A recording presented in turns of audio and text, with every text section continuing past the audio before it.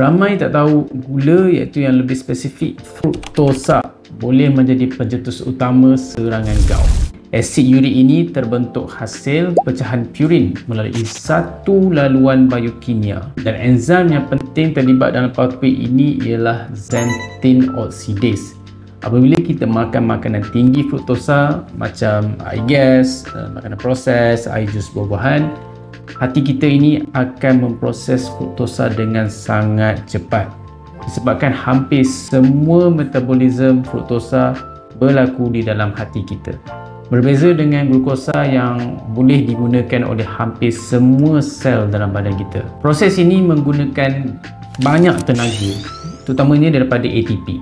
Bila ATP berkurang, badan menghasilkan lebih banyak AMP, dan AMP ini tidak akan disimpan, tapi ia akan dipecahkan menjadi asid urik.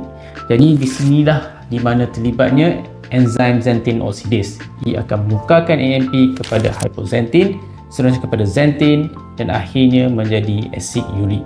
Bukan itu sahaja, fruktosa juga boleh mengaktifkan enzim xanthine oxidase untuk menghasilkan lebih banyak asid urik.